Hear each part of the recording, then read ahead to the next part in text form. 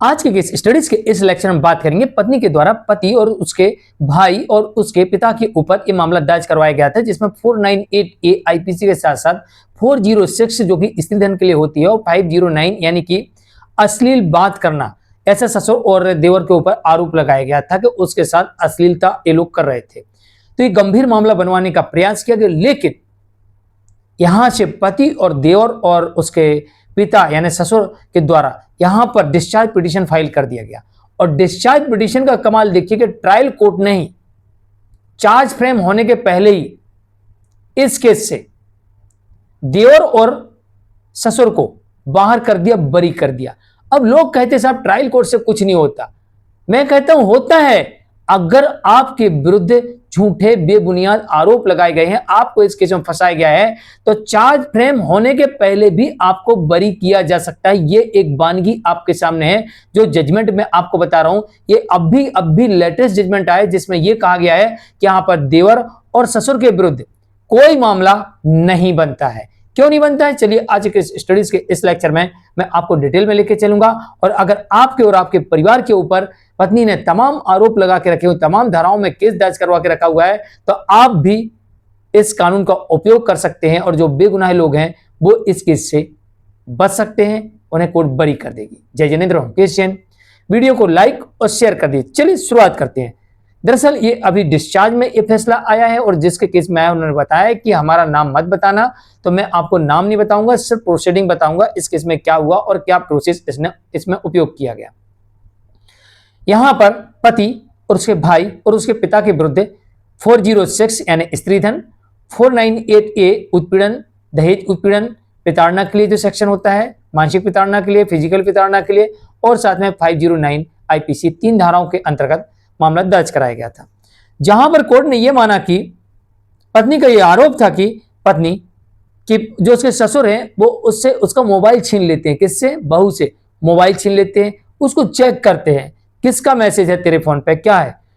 तो इसमें लिखा हुआ है कि पत्नी आरोप तो जरूर लगा रही ससुर के ऊपर कि उसका मोबाइल छीन लेते थे, उसके व्हाट्सएप चैट चेक करते थे, लेकिन उसने अपनी कंप्लेंट में कहीं पर यह नहीं लिखा किस तारीख को मोबाइल छीना।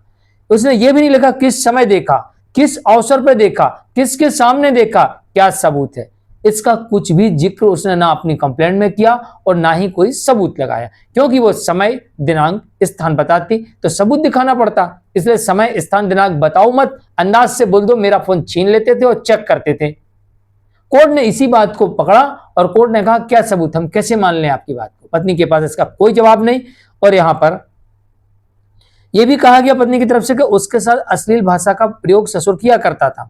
तो कोर्ट ने माना कब, किन के सामने, कहां पर, किन परिस्थितियों में, कोई स्थान, विशेष स्थान, किस अवसर पर। पत्नी के पास कोई जवाब नहीं।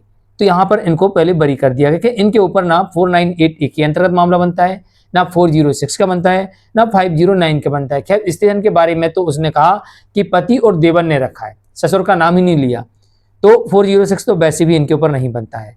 तो 509 और 498 से यानी इस केस से सबसे पहले बरी किसको कर दिया जाता है? ससुर को। अब बात रह जाती है इनके भाई की। तो भाई के बारे में जो इसमें आरोप लगाया गया था कि इन्होंने जो इनका स्त्रीधन है वो रख लिया, वो नहीं दे रही है। तो पत्नी ने खुद इस मामले में इस बात का कबूल किया है कि वो अलग रह रही थी। खुद कबूल किया उसने कि वो किराए के मकान में रह रही थी।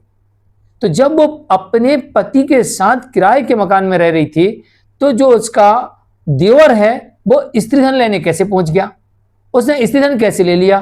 तो कोर्ट ने कहा कि आपके पास कोई सबूत है क्या कि आपके देवर ने आपका स्त्रीधन छीना है?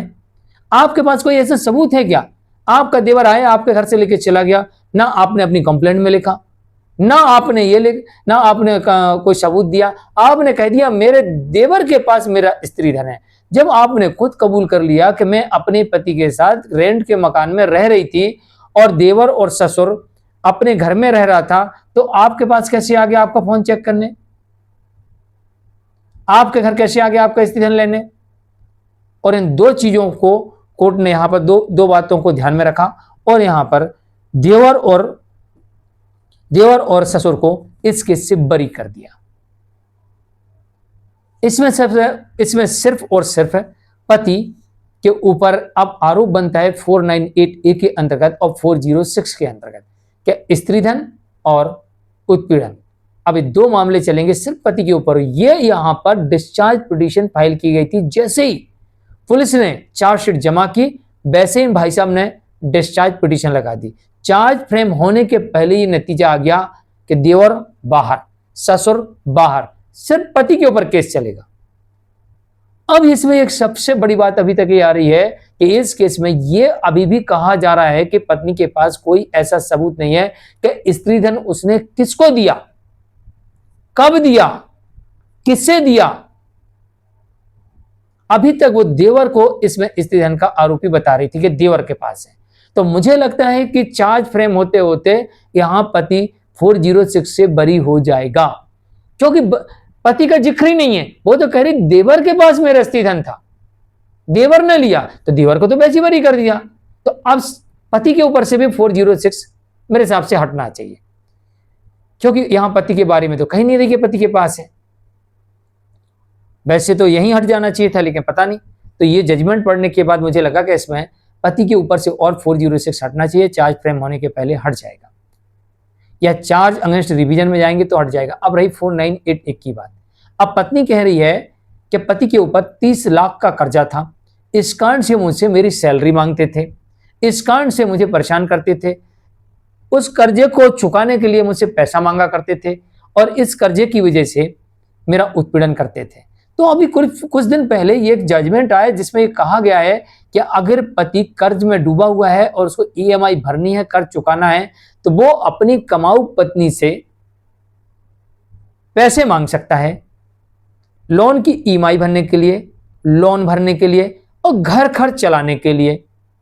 तो मुझे लगता है कि ये जजमेंट अगर इस केस में इस्तेमाल करते हैं और ये साबित होता है कि 30 लाख रुपए का इनका कर्जा था, इस कारण से वो कह रही कि भाई हमसे मांगते थे पैसा, साबित भी होता है, तो भी इस केस में मुझे लगता कि पति को अब बरी कर दिया जाएगा। बहुत जल्दी से जल्दी केस यहां पर ट्रायल कोर्ट में ही डिसमिस हो जाएगा, क्योंकि भाई कुछ समय पहले कोर्ट ने कहा ना, जजमेंट जो आया उसमें यही बात कही ना कि भाई अगर आपको घर खर्च चलाने के लिए या फिर लोन की EMI भरने के लिए या लोन भरने के लिए अगर वो अपनी कमाऊ पत्नी से, यानी कि उसकी सैलरी आ रही, पत्नी कमा रही है, उसके बाद पैसा है, उससे मांग रहा है, तो ये कोई अपराध नहीं है। अपराध जब बनता है जब पत्नी को टॉर्चर किया जाए, जा अपने माँ बाप से लेके आ, अरे उसके पास खुद रखा है, घर खर्च चलाने के लिए ले रहा, उसमें कौन सा अपराध बना? यही बात तो कोर्ट ने कही। तो अभी मुझे लगता कि जो इसमें पति को दोषी माना गया है, तो ये चार्ज में अगर डिसमिस हो सकता है या फिर चार्ज अगेंस्ट रिवीजन में, यहीं तक ये केस आगे बढ़ पाएगा। ये पूरी तरीके से इस केस में ट्रायल कोर्ट से ये लोग बरी हो सकते हैं। आज के लिए इतना ही। अंकित जैन, नमस्कार।